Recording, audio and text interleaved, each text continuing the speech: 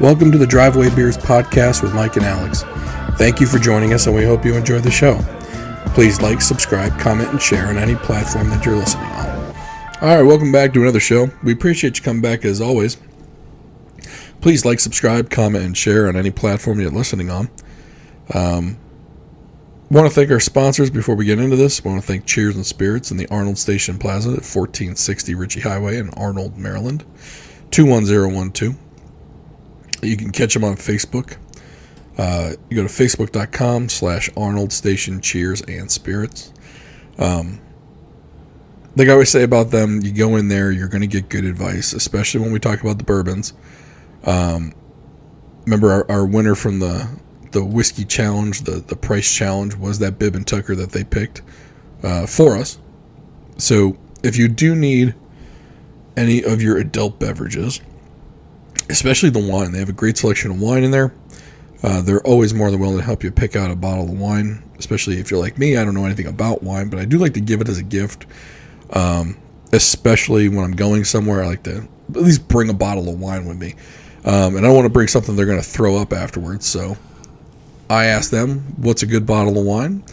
And they picked 3 of them for me so far. They've never been wrong. And it's not always the most expensive ones. Oh, no. Give me some, decent ones. So. Heck no, yeah. She always asks me, what's your price range for this person? And my price, depending on who it is. $9. Price range changes. Depends on who it is, right?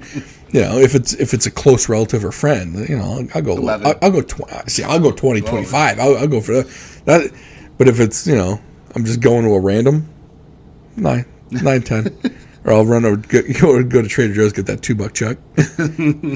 Although with the economy nowadays, I believe it's $3 chuck. Oh, yeah. And our other sponsor is Brian Schilling with Long & Foster Real Estate at 145 Main Street in Annapolis, Maryland. His website is AnnapolisHomeExperts.com, and his phone number is 410-263-3400. I mentioned this the last couple episodes. He was my personal realtor when we bought this home.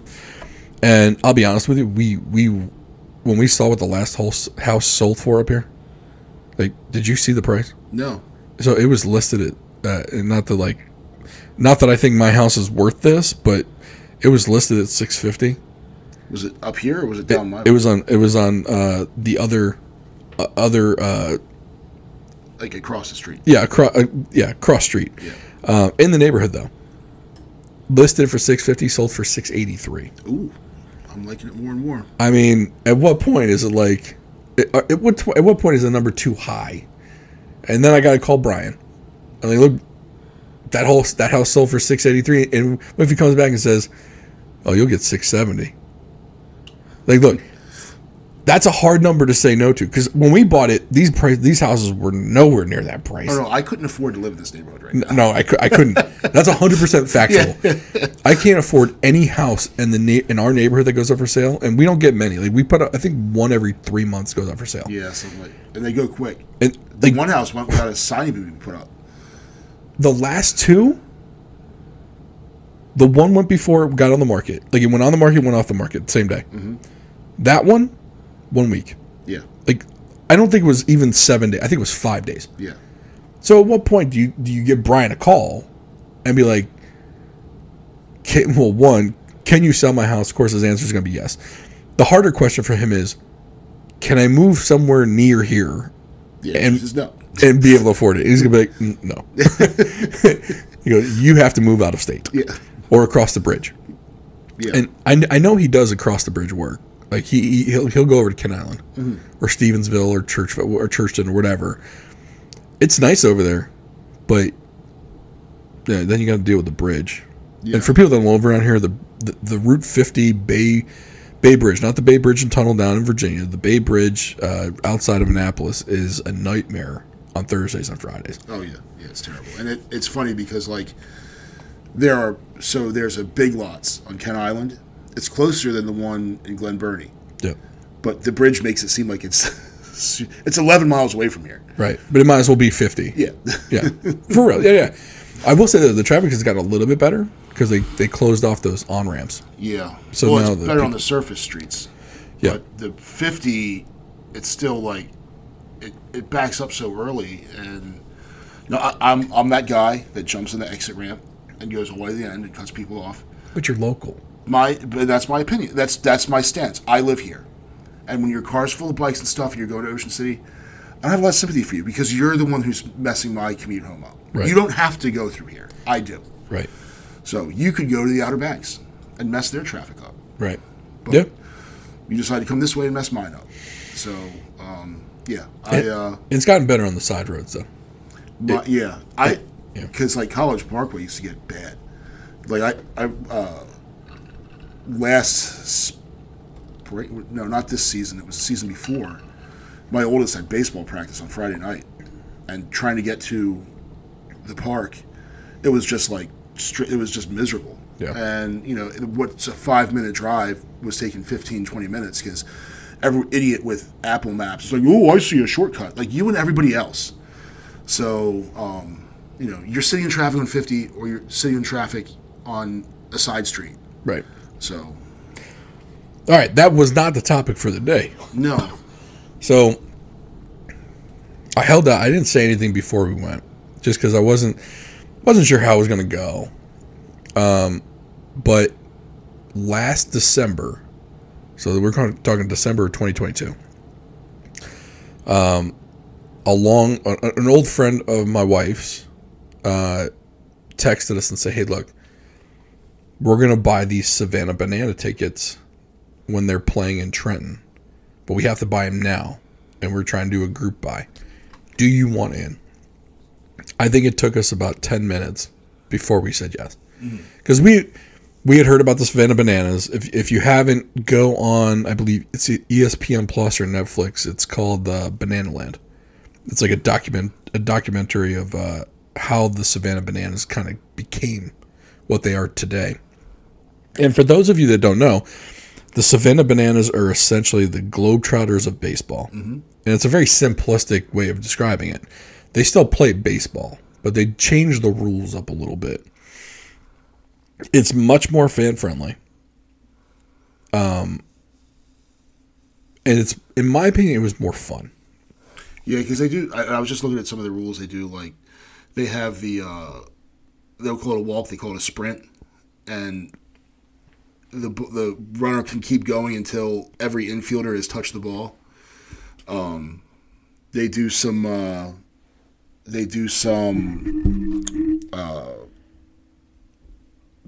what is it? If a fan catches a ball, it's an out. Yep. They have the little TikTok dances they do. Mm-hmm. I mean, like I started following them on Instagram like 2 years ago, and there's a time limit for the game, so the game won't go more than 2 hours. Yep. So it's a neat concept, and they're really drawing a lot of people, and they'll have like MLB players come out, like do guest appearances. Like I think Johnny Damon came out for a game, but they don't tell anyone. He just shows up. Mm-hmm. So it looks like a fun time. I'd love to go check one out someday. So we were kind of looking for a summer trip anyway. So we did an RV trip just outside of Philadelphia. Had some family there. It only put us 45 minutes away from the stadium in Trenton. So we go up there, and I'm just like, man, I don't know. It was at the Trenton Thunder baseball stadium. 7,000 seats, sold out. Mm-hmm.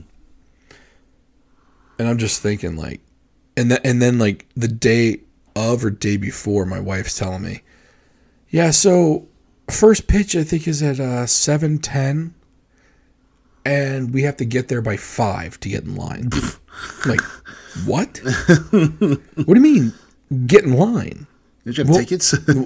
So you have tickets, but they're all general admission. Oh. You don't have seats. You bought a ticket to get in. Okay. And so we didn't get there at 5. I was like, okay. It's not flight. I'm not doing that. Yeah. I'm not that guy. Luckily, the friend who bought the tickets is that guy. So he was at the front with his kids and everything and his wife. And so we just kind of like, when we got there, we just kind of moseyed around and kind of worked our way to where they were. Mm-hmm. And so we ended up at the front anyway. Yeah. And then when they finally opened the gates, it was just a mad dash. Yeah. Now, I got 2 little ones. So I'm looking at my wife going, just go to the right, take your time going up. I'll be behind you, and no one's going to get through me, and no one's going to push over the kid and trample him, because it looked like that kind of crowd. Yeah, like they could get tramply. You know what I mean? Like, you get that just douche of a person. Yeah, you're like the opposite of lead blocking. Yeah, you're like the tail end Charlie. Like 100%. Yeah, that's exactly what we did. Yeah. But the friend of ours, he had older kids, so he basically shot them out of a cannon. Go. Like, go. You're going to this section, get these seats down there. And they did. They must have amazing instincts. So so you're technically not supposed to save seats, but we gave them like 5 pieces of clothing, like spread out. And by the time we got there, because we weren't even that far behind, all the seats were there. So we're like, great. But then as we're sitting there for like an hour or two, it was about like an hour and a half. I'm looking around. This Trenton ballpark is tiny. There was no bad seat in the house. Was it like the size of Bowie? Smaller. Oh, wow. So Bowie's got the lower, the upper, and then the suites. Yeah. Imagine just the lower. Okay. And that's all it was. Yeah. So it holds 7,000. I think Bowie holds like 12. Yeah. So 7,000 seats, all of them sold out. I mean, I would say a good 2/3. Like when we're there sitting in there, 2/3 are still open, and even seats down low. I'm like, apparently it wasn't that crowd, right? Like they were just there to enjoy the party, because outside when you're waiting to get in, it is a party. So yeah, tailgate party type stuff? More or less. Wow. Not as, well, I shouldn't say not as. So in the parking lot, people are tailgating. Like, that part was true. Not cooking stuff, but just got chairs out, sitting around, hanging out, people talking to each other, whatever. That kind of tailgate, yes. And then you get to the front of the stadium, and they got music playing. They had some food vendors. So yes, in that sense of the word, yeah, it's tailgating, but it wasn't like booze hound style. Like, you didn't have the out of control drunks. Yeah, it wasn't that kind of party. Like, it was definitely family friendly. So you could take your kid there, and you weren't gonna be like, oh, her tits are out. Yeah, it wasn't that kind of show. So I can see going early. The waiting in line at the gate, no, don't do that. You don't have to. Right. We had kids, like, because all these people that save seats, they save too many, and then you can just walk down and take seats after they give them up anyway. Right. And then the only criticism, should I save the criticism for the end? Yeah. Okay. So we're sitting there. The ballpark food is what it is. Wasn't bad, wasn't great. As far as ballparks go, mediocre. Yeah. I think Bowie's got decent food. And then I'd say about 30 minutes to an hour before the first pitch, the entertainment on the field now starts to happen. Okay. The MC is out. And from there forward, it's 100% entertainment. There is no lull, but it's not chaotic. Yeah. Like, you weren't having to look in 6 different places. This is going on right there. Okay, that's done. Now you're looking over here. That's done. Now you're looking in the center. Now they're playing baseball. Okay, half inning's over. They're doing a dance now. During the game, the umpire is dancing. Yeah, the umpire has like his own following. Yes, and for good reason. Yeah, he's hilarious. Like, it's this short, round dude. Yeah, and he's got his dance move. He's the guy. You shouldn't be able to dance, but then he starts dancing. I was like, okay, that's funny. He's consistent throughout the entire energy level, high the entire game. The rules are interesting.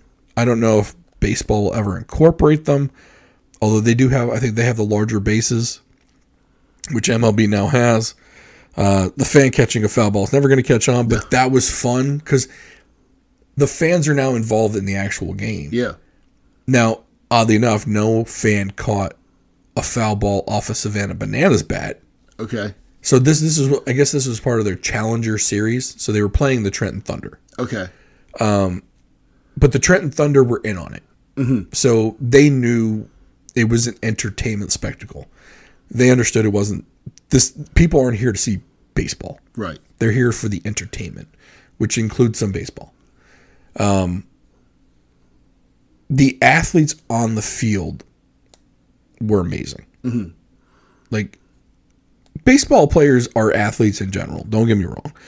Basketball players, but they do their one thing. These guys played good baseball and threw in extra. Mm-hmm. Like, the pitcher knew that he had to dance on top of pitching, and he had to throw strikes because these are guys trying to make the majors. Mm-hmm. And the Trenton Thunder. Is this like a single A team? So the Savannah Bananas World Tour team. Well, the Trenton Thunder, I know the Bananas used to play in the Coastal Plain League. So I think they still play an independent league, but that's a separate team. Okay. It's owned by the same guy. Mm-hmm. So when they go home, I think they play, like, they have a home series for the Savannah Bananas. They also have their minor league Savannah Banana team and this independent. And I think these guys do play on that team, but they also do this. I think I'm not completely sure on that. But so the guy with the yellow hat, he's on from the jump. Mm-hmm. The two MCs are on all the time. The walk-up music has purpose. They're dancing on the walk-up music. Like, it's not baseball. Yeah. It's like, they know that their job is to entertain. And they do a heck of a job with it. There's the guy who pitches with stilts, like super long stilts, and his name is, of course, Stilts. Yeah. That dude. Did you see him hit with the stilts? No, he didn't hit. Because he'll hit with stilts. I've heard that. Like you'll see him running down the first baseline. Yeah. He moves incredibly well on those stilts. Like, it's natural. Had a lot of hip swagger on him. Mm-hmm. So, take that. But apparently, I guess his grandmother makes all his clothes. Okay. So she makes his pants that are that long. Now, I don't know if the Savannah Bananas made these, but so I guess he was a stilts worker in some form or fashion to begin with. Okay. They had a guy, one of the pitchers pitched with like a motorcycle or space helmet on that was all blacked out. Like, I don't know how the guy even saw where he was throwing. But throwing just gas with the freaking motorcycle helmet on. So the thing and the thing with the walks, so you can't walk. If you get ball 4, you have to you sprint to second, basically. So you sprint, you go first to second. The fielding team, all 9 players have to touch the ball once, starting from the catcher. So the catcher throws it down in the second base area, and they do this kind of curly shuffle type thing, so all 9 can touch it, and then the last guy has to tag the guy out. And if he's safe, he's safe. Okay. So it was like, just the rules like that were just, it made it so interesting because you were seeing something you were never going to see in a baseball game, but it made it so much better. Mm-hmm. There was no downtime between the pitches. Because they had the pitch count thing. Okay. Batters can't leave the batter's box. So a lot of these things that you're now seeing go into the MLB, these guys were doing it already. Mm-hmm. But I for someone, like, I'm not, like, to get me out of the house, it's got to be something good. I'm already planning on it. When the schedule comes out in October, I'm planning on buying tickets for, and I'm willing to get, like, I've set my parameter because I don't know where they're going to go. Yeah. But I'm basically saying anywhere within a 3-hour drive of my house, I'm going. Okay. And I'll just, wherever I can get the tickets. I don't care where it is in that 3-hour drive. Yeah. That's how fun of a time it was. Because there are plenty of small minor league parks they could play in around here. So there's Bowie, which is bigger. Then there's Delmarva, the Delmarva Shorebirds. Mm-hmm. Then there's Aberdeen. Aberdeen Stadium's sweet. Yeah, I was just up there for a Cal Ripken camp. It was cool. And then Frederick is so. I looked up the Trenton Thunder play. It's the MLB Draft League is what they call it. Okay. So it's players who are trying to get drafted play in the summer league. So in the hopes of next year being drafted to a major league, getting drafted somewhere and then moving on to single A. So like they reorganized the minor leagues because used to have so they had rookie ball, low A, high A, and they got rid of rookie ball, I think. And now it's all just low A, high A. So you go from Oil would go from Delmarva to Aberdeen and then to Bowie and then to Norfolk. So that's how that would work.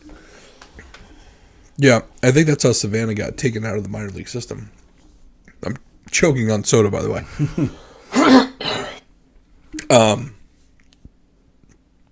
I think that, they sold out Trenton, right? 7,000 seats. If Bowie's 12, I think they could sell Bowie out. Yeah. And Bowie's a much nicer stadium. Mm-hmm. The parking is much better than Trenton was. Yeah. The parking at Bowie's awesome. Because nobody goes. Yeah. But it's a huge lot. Yeah. And the thing is, what I love about going there is that you just park at the stadium and walk in. It's not like going to Baltimore where you got to park in some remote lot somewhere, or ride light rail in, or DC where you ride the metro. It's just you park there and you walk in. It's like going to Home Depot. Like there's a Home Depot right there. It's like going to Home Depot. Right.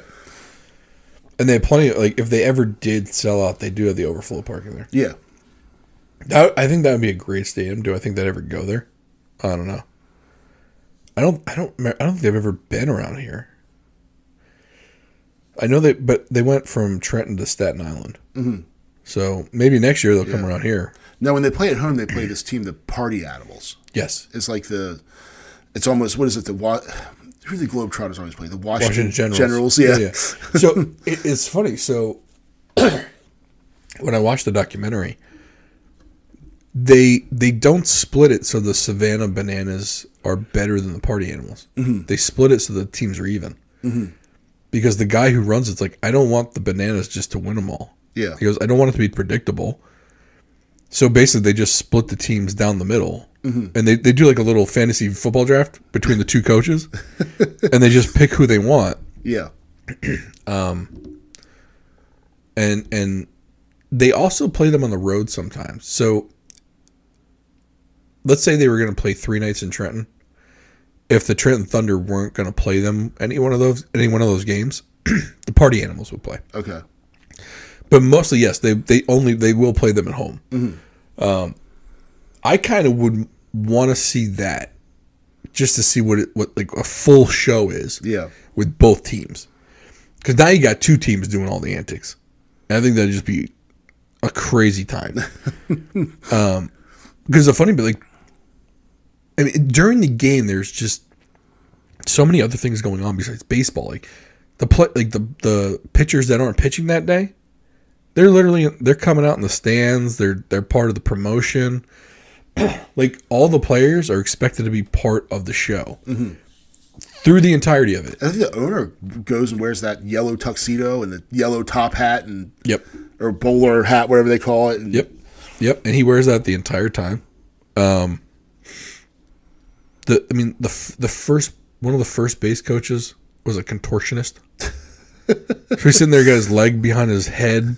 The third base coach is like a professional dancer who doesn't play any baseball. So I guess they hired him as a choreographer, and they wanted him out as part of the show. So they made like a third base coach. Doesn't know skip about baseball. Yeah, but he's out there doing like triple backflips, and like he's choreographing. Choreographing. Choreographing. Thank you. like 6 or 7 different bananas doing dances with them, and I mean, it. I know I'm pumping it up. Yeah. But for me to pump something up, it must have been good because normally I'd shit on everything. I'm like, true story. Yeah, I'm not one to pump anything up. Yeah.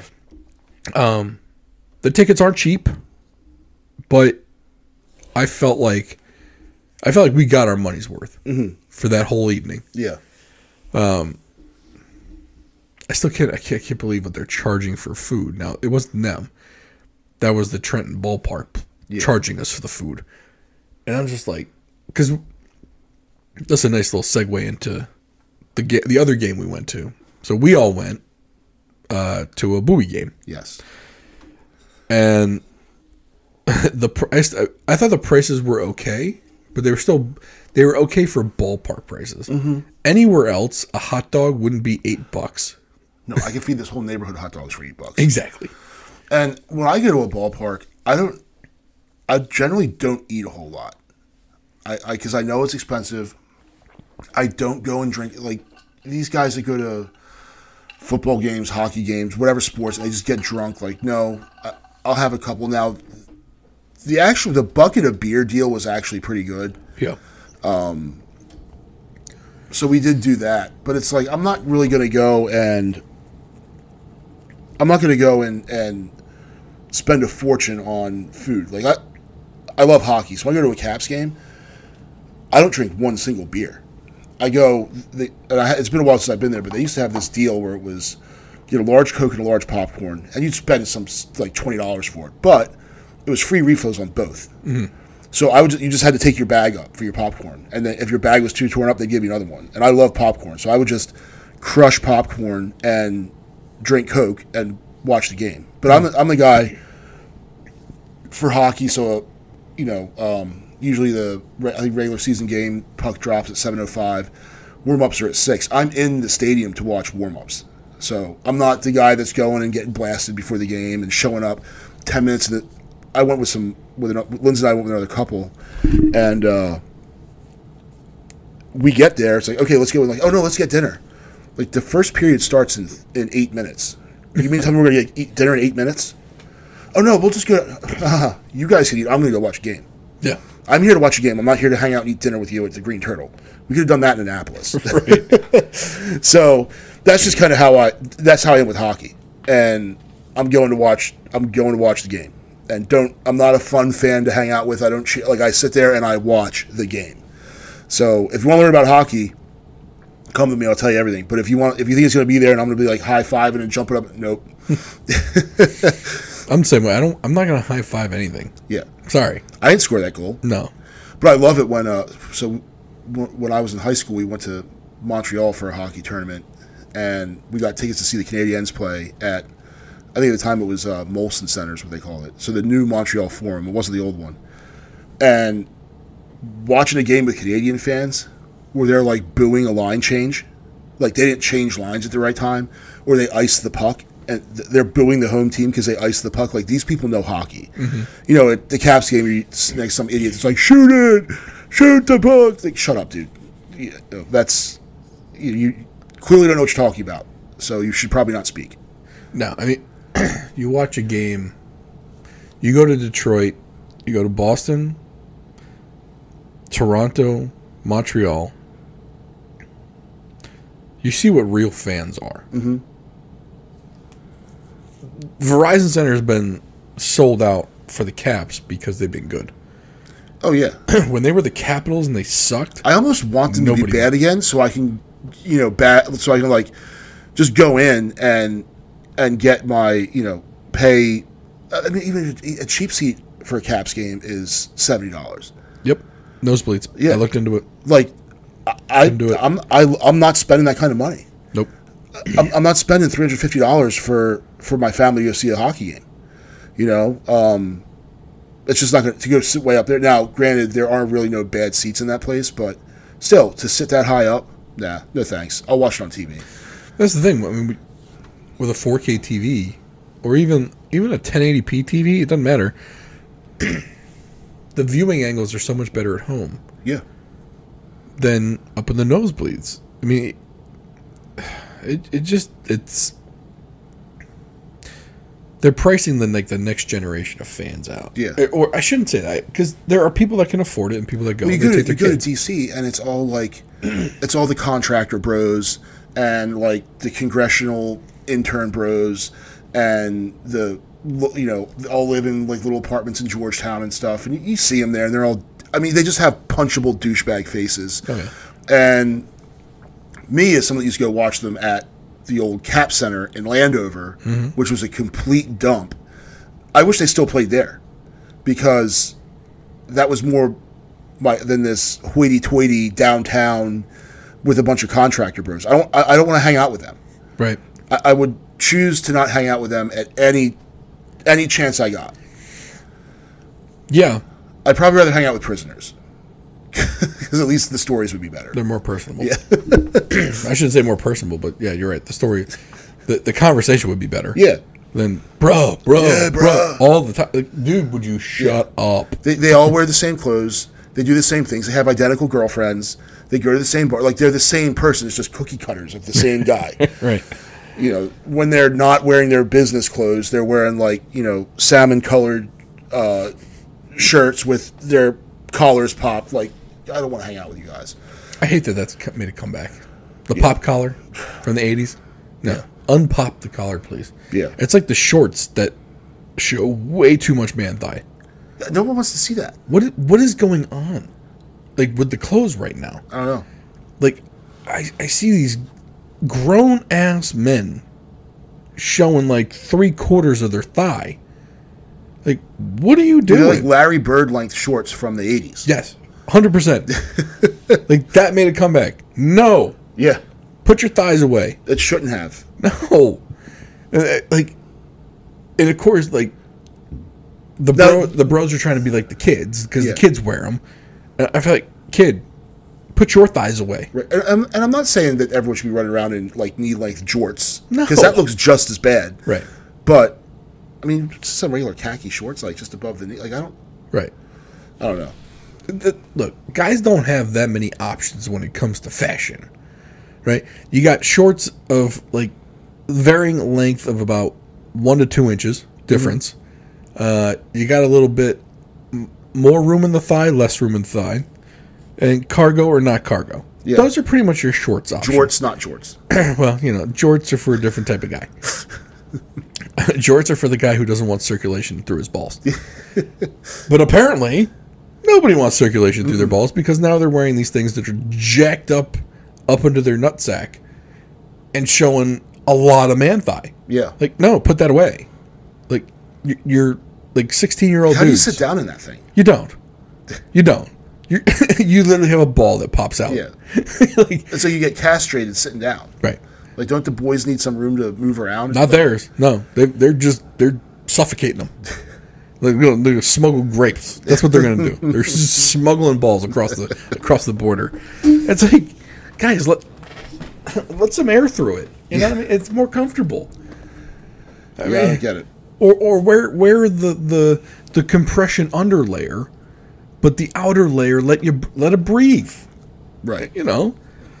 It's sad what they've done to the children of this country, that they're following the suit from the bros. Yeah. Like, I came from bro culture. I was in with the bros. Yeah. I hated it. I've been getting out of bro culture since I could. Right? It keeps following you. It keeps following me everywhere I go. But I like my bros, but I hate all the other bros. Right. It's like, no. But don't get me wrong. Like, when I see the bro, like, I walk up to him just shaking my head. Yeah. And like, what are you shaking your head for? Because you look like an asshole. What do you mean I look like an asshole? You look like you're a 45-year-old man showing man thigh. And you sound like one too. Now. Right. You spoke. Yes, you are an asshole. Like, but and we have a laugh over it, and they understand. And they're like, yeah, I do look like an asshole. Yes. But so for them, it's like they're doing it, but they know they shouldn't be doing it. Those guys think it look good. Yeah. Like, those bros think this is I'm the shit. Right. Ladies love my man thigh. All the Beckys love them, I guess. I guess so. The Beckys are no better. No. The mom jean shorts haven't Mom gone jeans away. need to go away. But, well, now it's the shorts. So they're doing the cutoff shorts with the mom jeans. So the waist is way up. I don't. So I see, and I understand that women were not put on this planet for the visual pleasure of men. No. However, I'm qualified to say when you look like crap. Right. And the mom jeans make them look. You'll see a pretty girl with, nice body. Tell she takes care of herself, and then wrap it in mom jeans. Mm-hmm. Like I don't understand and then think it looks good. Or the mom jeans with the wide legs. Ugh. Like, no, that's even worse. Yeah. Like, look, I'm not saying it because, like, it's for me to look at. It just looks bad. It looks bad on you. Yeah. Like, you're showing up. It's People all are the most going unflattering lines. Right. Like you've taken something and wrapped it in the worst possible skin you can. Imagine if you had a car with the power and specs of a Ferrari, and then you just kind of like made it look like crap.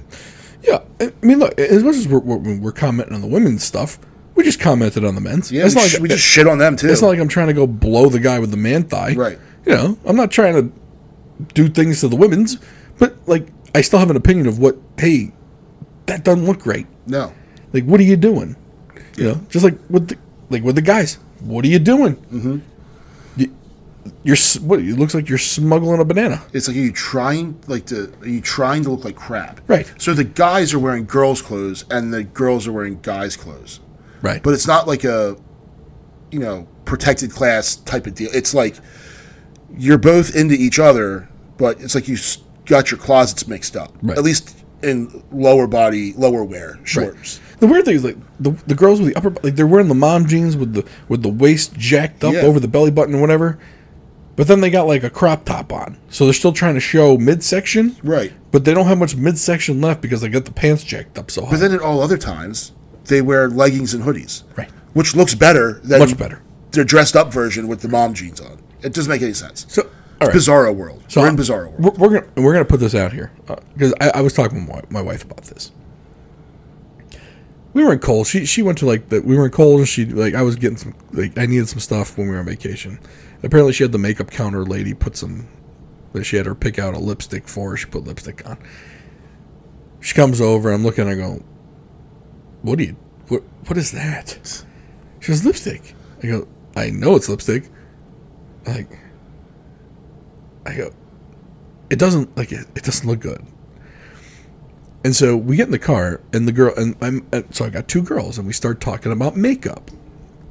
And the little one's like, when can I start wearing makeup? And I said, look, like, when you're old enough, you can wear makeup if you choose to. I said, but how many times have you heard me tell your mother she looks better without the makeup?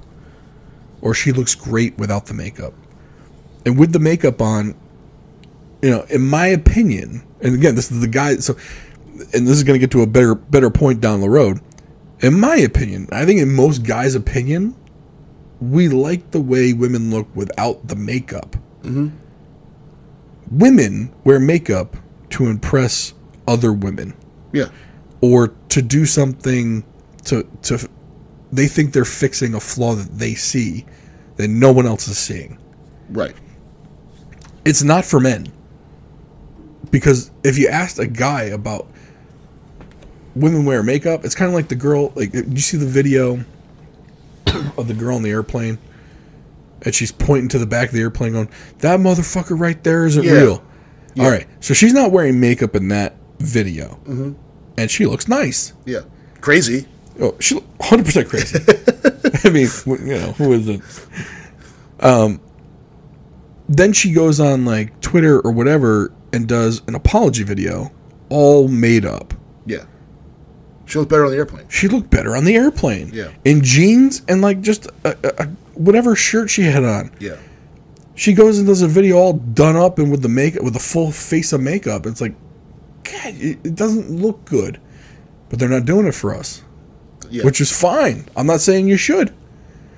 But don't blame men because you're in this corporate trap of buying stuff that you think makes you look better.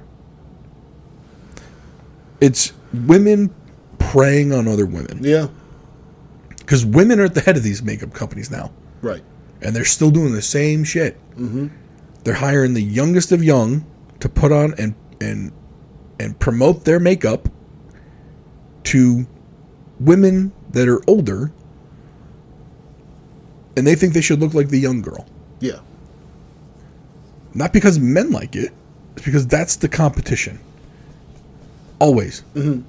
It's like, but they want to blame men for it. When most dudes would be like, I'd rather get out of the house 30 minutes earlier. Bingo.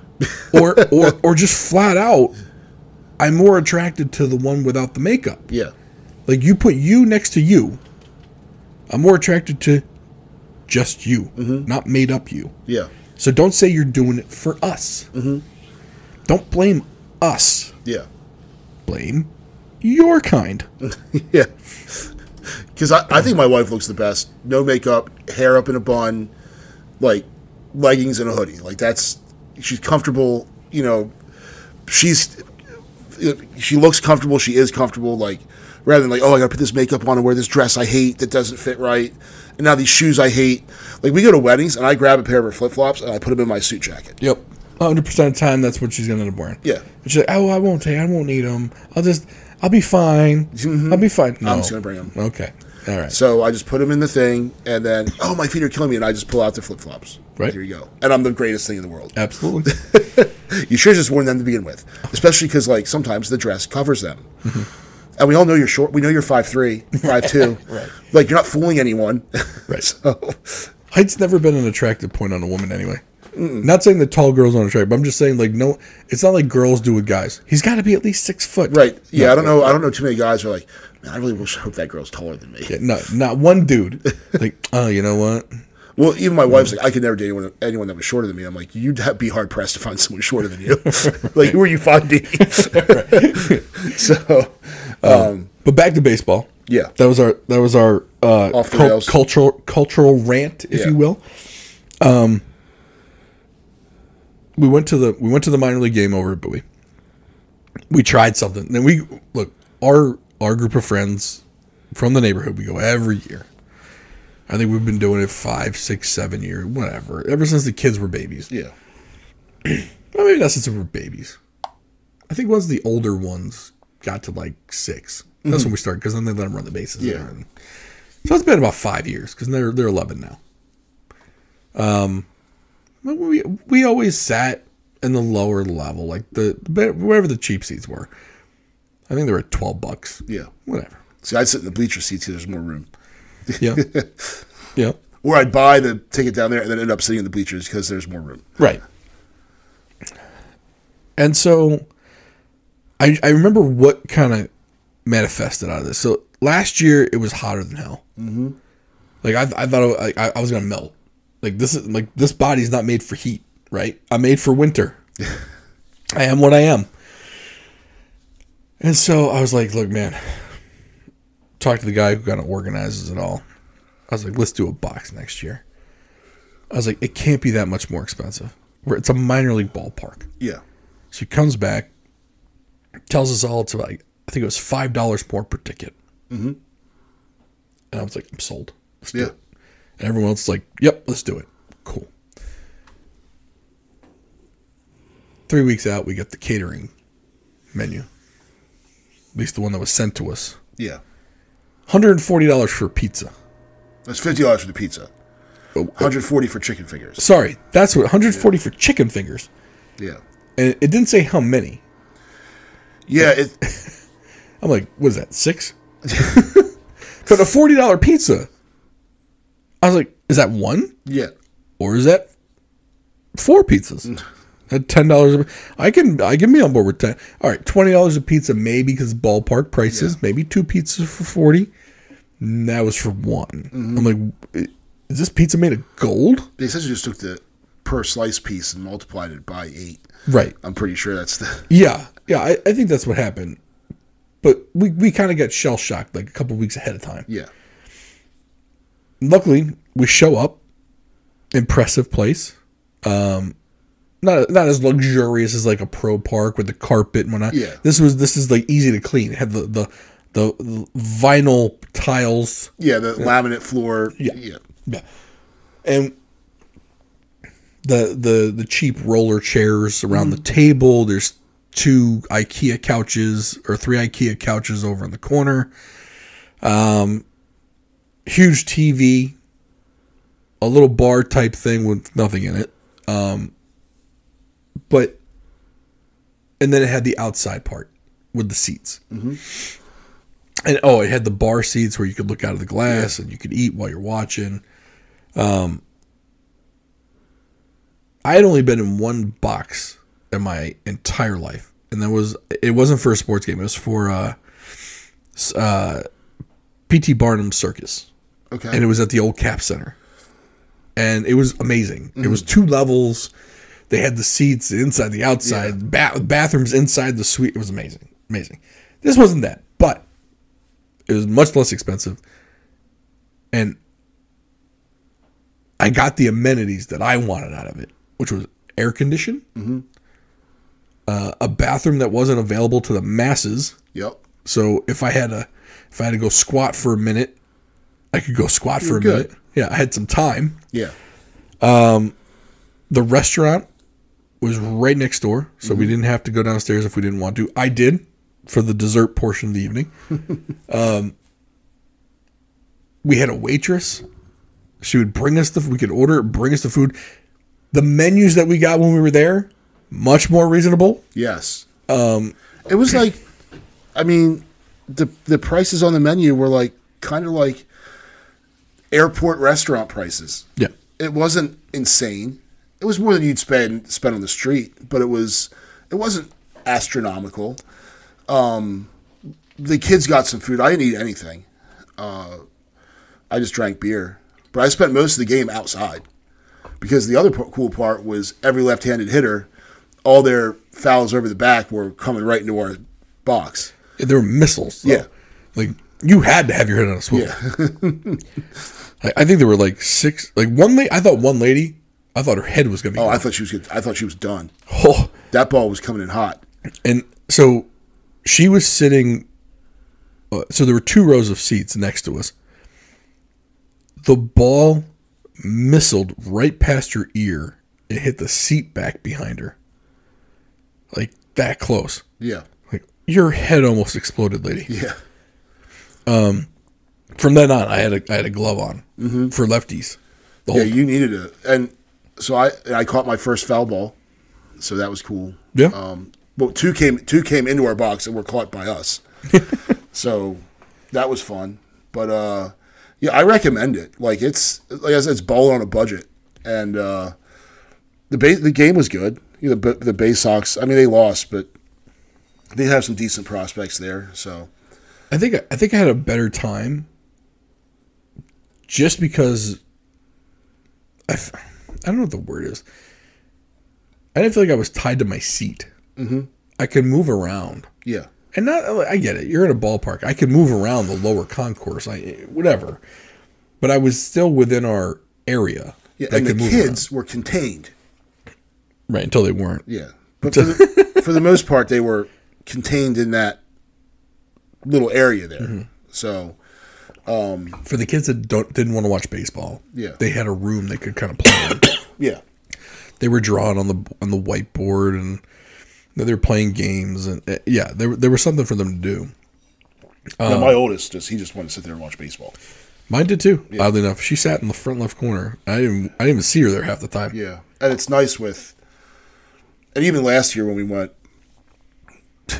my oldest got so frustrated with the little kids. He was all the way down at the end of the third baseline by himself. He pieced out in like the third inning. Trying to get balls from the visiting team, and they were hooking him up. So, but yeah, he was like, "I'm done with this. I'm done with these little kids." I remember doing that at his age. Yeah, that was half the fun, man. Yeah, but he wants to watch the game. Yeah, I can take him there to watch a doubleheader, and he will sit there and watch every inning. Now the other two still want to go play on the stupid carousel, and that was another nice part. Is that we told them that we can't get to the carousel from here. And because they're little kids, they believed it. So, because at that park, for those of you who don't know, they have at the end of the first base concourse, there's a little kids amusement park thing. Mm-hmm. And I hate it because I want to watch the game. I don't want to watch you ride around on a fake horse. Right. Like, that's dumb. So this is an amusement park. I'm here for the. It's a baseball stadium. Yeah. Right. So I would highly recommend it, at least at this Bowie Stadium, if you're in the area. Check the pricing at the stadiums in your area just to see if it's not that much more expensive. A lot of times it's not that much more expensive. You just have to have the number of people. Mm-hmm. So I think we had 39 people. Yeah. Because as the years have gone on, people have had more kids, and then, new people moved in. Yeah. I would highly recommend at least just asking. Because we got to see the number one prospect in baseball. Yeah. Go over. In an owner suite, though. Yeah. Like, I saw him go over in an owner suite. Yeah. I mean, he did have that sack fly RBI, so. Yeah. I mean, now that we're talking about him, we might as well move on to the Orioles, but him specifically. So, it's Jackson Holliday, who's at Double-A Bowie right now. The Orioles and all of baseball is number one prospect right now.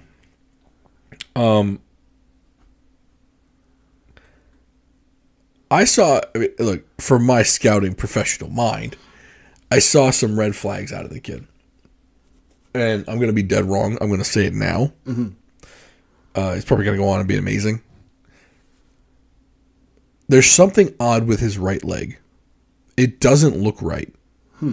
And I've seen it before, like on videos. But seeing it in person, it's almost like... I can't picture... It's almost like his knee is in, and his foot is outside of his kneecap when he's walking. It's not aligned. So it's almost like from his hip, it goes in, and then to his knee, and then out back to his foot. Like knock-kneed? It's almost like a big offensive lineman that you see. Yeah. And he's kind of got that weird inverted knee looking. Yeah. That's what he looks like a little bit. So if you ever get a chance to watch, and they do the shot from behind, so you see the pitcher on the Bowie feeds, they show him too. You can kind of see it there. And the other thing I kind of noticed was like he kind of gave off the Manny Machado suave vibes, like kind of a douche bro vibes a little bit.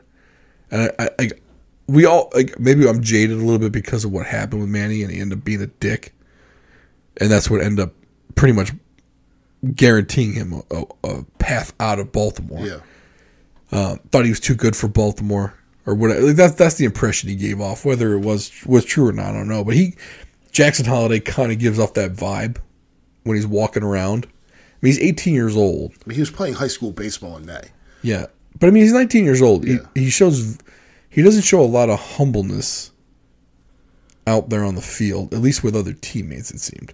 I don't know. And that could just be a complete bullshit observation. Yeah. But physically wise, that knee thing, I'm surprised no one's checked on that. Or maybe they have and they've deemed it's fine. Mm-hmm. But that looks like that could be a problem later on. Yeah. And if I was the Orioles medical staff, I would at least look to see if there's a structural issue. Because if there is, get the surgery now while he's young, and he can heal quick. Yeah.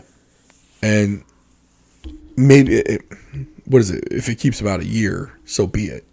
But or if you time it now so that it's, back for spring training. Yeah. Yeah, he's not getting called up this year. No, I think they think he might go to Norfolk for their playoffs, but that's about as high as he'll go. But he's gone. He played low A, high A, now double A. So, I mean, he went over 4 the other night when we were there, but he's got a 340 batting average in double A as a 19-year-old. Yeah. I mean, good God. I mean, that's ridiculous. I mean, maybe there's just too small of a sample size, but I mean, if he rakes like that at double A, I don't know, man. I think you let him end the year at double A on a high note like that, and then let him take that confidence into next year rather than. Because once you put him at AAA, you're putting him on against major league players at that point. Right. Like, what if he doesn't do well? Like, do you want to kill his confidence going into the next? I mean, have him start AAA next year, or maybe even the majors at that point. They might promote him at that point. Yeah. I would leave him at Bowie if he's raking and just let him take that confidence in next year. That'd be my opinion. I mean, but whatever they're doing to develop prospects is working because do whatever you did with Adley Rutschman, do whatever you did with Gunnar Henderson, because it's working so far with Brian Mountcastle. So, they did. The other thing we saw was John Means was doing a rehab start, but on first glance, like, oh, he made it. He pitched 1 2/3 of an inning, but then talking to they're not going down there and throwing all their stuff and throwing gas. No. They're going down there. It's like we want your velocity up and your strikes, like throw strikes. So they're going to get hit off more often. Yeah, I don't think. I mean, if John Means makes it back up to the major league roster, I think you're looking September. Yeah, mid September at the earliest. Mm-hmm. I mean, that was his first outing since Tommy John. Yeah, and I guarantee you, he wasn't allowed to throw anything other than fastballs. Mm-hmm. They weren't. There's no way they were letting him throw curves. Yeah, it's probably two sliders, two seam, 4-seam was probably about all he was throwing. Maybe some change ups, but yeah, he wasn't putting any. There was no pronation on any of his. Yeah, I mean, could he go up late August? I mean, we're already talking, like, we're recording this on the 17th. It's kind of like we're getting into running on a runway for that. Right. I think he's probably got, if he does 2 more starts in Bowie, I mean, you're already looking at the start of August, or start of September at that point. I can't see them promoting him after 2 to 3 starts at Bowie. Yeah. I think you need 4. But then again, their season's over, though, soon, isn't it? Because they're not going to make the playoffs. No, so if they want to keep... And I don't think they're going to rehab him in AAA. They can send him back down to Florida. Yeah. Let him pitch at the facility. Mm-hmm. That's going to be tough. I mean, right now, you got your top 3 starters. I mean, Grayson Rodriguez is throwing crazy lights out. Yep. They got Flaherty from St. Louis. And Tyler Wells is throwing pretty well. And those are your top 3 right now. Yeah. Although they're saying Wells might go to the bullpen, which is weird to me. What's the other guy? I can't remember the other 2 guys' names. The guy they brought in from the offseason. Yeah, I'm gonna have to Gibson, and I can't remember the other kid's name either. I mean, they're doing well enough. I mean, right now, I think for the month of August, the Orioles have the 2nd lowest runs scored in the entire American League. Mm-hmm. Like, Detroit is below them. That's it. Yeah. Their pitching is held. I mean, shoot, they lost a game, I think, last night. That was the first game they lost in almost a week. Yep. I mean, and that's with no run production. Okay. Yeah. So the starting and relief pitching is doing just fine. It's just like, because I know people were up in arms when they got Flaherty and they didn't go get Dylan Cease. So it's Kyle Bradish, Flaherty, Dean Kramer, Kyle Gibson, Grayson Rodriguez. So Tyler Wells is not even starting. That's according to ESPN. Okay. I wonder what their bullpen looks like. Is Wells coming off an injury? Maybe that's what they were talking about. It could be, yeah. I think because they were trying to figure out who's going to go to the bullpen. Yep. Yeah, I'd have to see Orioles bullpen. That's going to be an interesting rotation because Kramer's been pitching okay. Yeah, so Bautista's their closer, and Cano, that's their 2 closers. That's a tough. I forget which one they call the Mountain. I think Bautista, right? Yeah, I'd have. He's 6'8", so that's a large. 285. He's a big man. Yeah, and that 285 is probably bullshit. He's probably 3. Right. That's a CC Sabathia at 280. Yeah, 380 is what he is. Yeah, a Mike 225. They picked up that Shintaro Fujinami. Yes. He's in the bullpen right now. Yeah. So then they've got Gillespie, Irvin. I've seen Perez pitch. But yeah, I'm not even seeing. So I think Wells might be coming back from injury. Yeah. So either he's going to go to the bullpen or one of the starters is. And I'll be interested to see what they do there. So here's the thing: if they do plan on bringing Means up, I just can't see them trusting that arm coming off of Tommy John for the playoffs. Yeah. Maybe in the bullpen. I can't see them starting him in the playoffs. Like, why would you risk the arm for next year? Especially because I don't think Flaherty's under control after this year. Right. Which is why we got him for nothing. So Means could kind of slot into that Flaherty role. But again, that you got Wells coming off that injury. So it's like, okay, I think a couple of those guys were surprises. Like, I think Kramer was just supposed to be like an okay pitcher. And I think he is. I mean, I don't think he's setting the world on fire, but he's good enough. I mean, the surprise of it all has been, why can't I think of this dude's name? I just said it 2 minutes ago.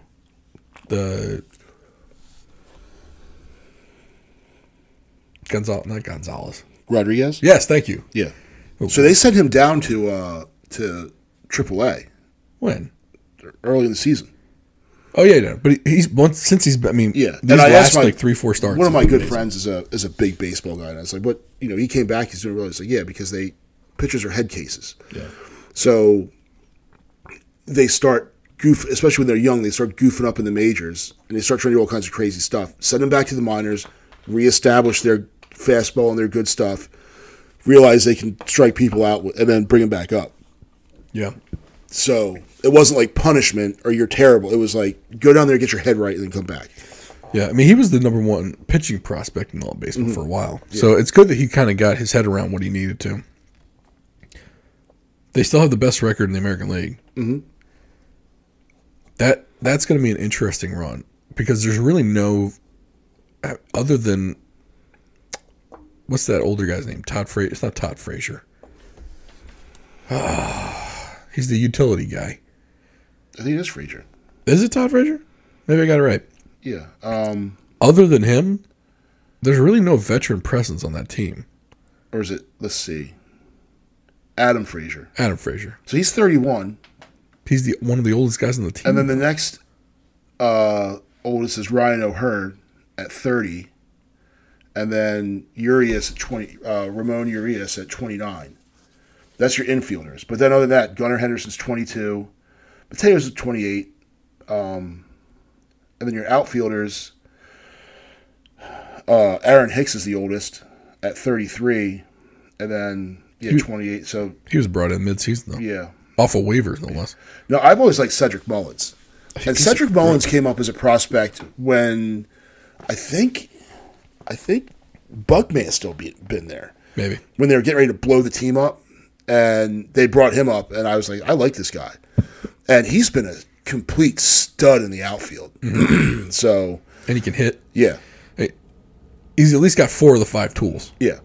I mean, the sad part is that he might not even be considered part of the future of the Orioles. Yeah, which is crazy. Right. I mean, the Orioles are now at, and of course all the naysayers like, well, that's what happens when you lose 100 games a year. You can restock your farm system. Yeah, but you also have to pick right. Yeah. You only in 4 years, you only had 4 first-round draft picks. You had to hit on a lot more to have. I mean, I was looking at Bleacher Report listed the top 10 prospects at every position. The Orioles don't have a pitcher anymore because Rodriguez is up. Yeah. And they don't have a first baseman. Every single other position, they have one of the top 5. Yeah. According to that list. And surprisingly, they've got the number 5 catching prospect in all of baseball. Behind Adley Rutschman. Right. So now there's the rumors of, do you move Rutschman to first base and let this kid come up and catch? Because apparently Rutschman hits much better as a DH than he does when he's catching. Well, and their other catcher, McCann's not bad either. He's Brian McCann, right? He's the dude from the Braves. Old school Brave, right? Yeah. He's not young, is he? No, he's not. It's James McCann. Okay, so not Brian. When I hear McCann, I'm thinking Brian McCann that was like the longtime catcher for the Braves. Yeah. So this guy came from, I'm not sure where he came from. Let's see. He played for the Mets, White Sox, and Tigers. So he's a journeyman. Yeah, so he came in 14. He's been with the club since 2014? No. Oh. Just this season. Okay. So, wow. Never heard of this dude. Yeah, he was with the Tigers for 5, White Sox 2, Mets 2, and now Baltimore 1. So,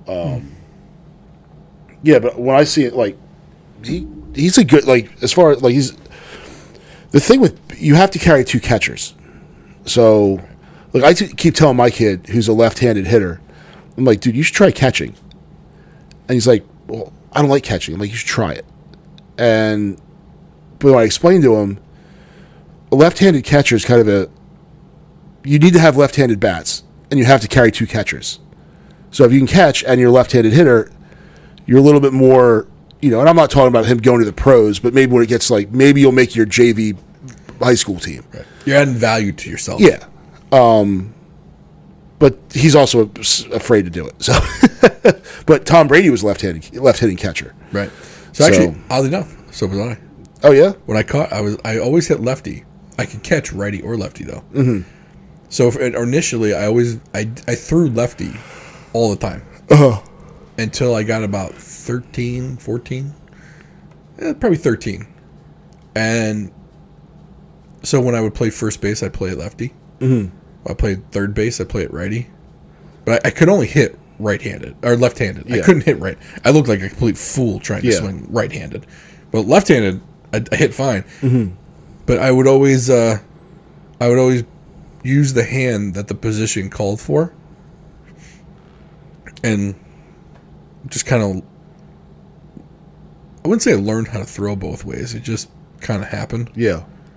I'm not ambidextrous, though. I'm not that.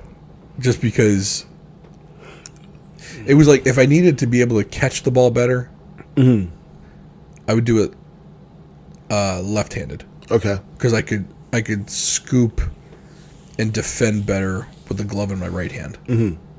But if I needed a stronger arm, I would play right-handed. Okay. Because I could throw harder with my right hand and more accurately.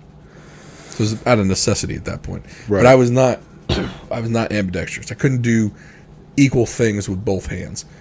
I certainly couldn't swing shit right-handed. So my youngest was swinging right all through T-ball, and then all of a sudden, like midway through the season, he just comes up and swings left. And I was like, you want? So then that's the time of year we started like soft tossing, and I don't like to underhand soft toss lob to the kids. I like to throw them a little dart so it's coming in flat. It's more like what they're going to see. So a lot of people are like, oh no, I want him to hit it.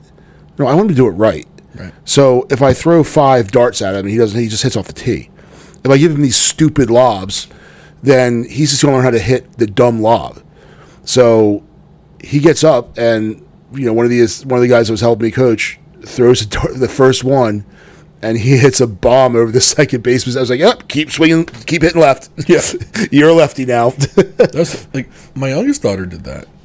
Like she swung righty, and then this year she took some swings left-handed, and I'm looking at her going, that looks more natural. Mm-hmm. I was like, and we just did it off a tee. I was like, come on this side of the plate, try swinging this way. Yeah. And then she did it in a game, and she got 2 hits. The next game went right back to right-handed. Mm-hmm. I was like, why'd you switch? I don't know. Like, 8-year-olds, I swear to God. They drive me nuts. Well, hey, maybe she'll be a switch hitter. Yeah, it was funny, though. Like, she can hit on either side. Mm-hmm. She just doesn't want to do it lefty anymore. Yeah. But I shouldn't say the 2 games she did it left-handed, because she went back to it for 1 game, and then the next game she went right back to the right-handed. Yeah. Like, she got hits both ways. I'm just like, whatever. Just you're fine either way. Just do whatever you want. Yeah. So, but this is a fun baseball episode. If you can, I highly recommend people go see the Savannah Bananas. It's a fun time. I know it's a gimmick. It's a fun time though. The kids enjoyed it. big time fun at the Bay Sox game, living like the other half. And I still have my bets going for the Orioles. So I put a bet, a $10 bet on winning the division. $10 bet on winning the American League, and a $10 bet on them winning the World Series. So okay. Hoping for a shot in the dark. Yeah. I made the bet before they took over the American League East. Okay. So I got better odds. Yeah. So we'll see how it works out. Appreciate you listening. Want to thank Cheers and Spirits in the Arnold Station Plaza once again. If you ever need any adult beverages, go ahead on over there. And if you're unsure of what you need, go ahead and ask them. They'll let you know. And also thank you to Brian Chilling with Long & Foster Real Estate over on Main Street in Annapolis. If you're tempted to sell your house like we were the other day, or looking to buy one, go ahead and contact Brian, AnnapolisHomeExperts.com, and he'll be sure to help you out. Thanks for listening. We'll talk to you soon.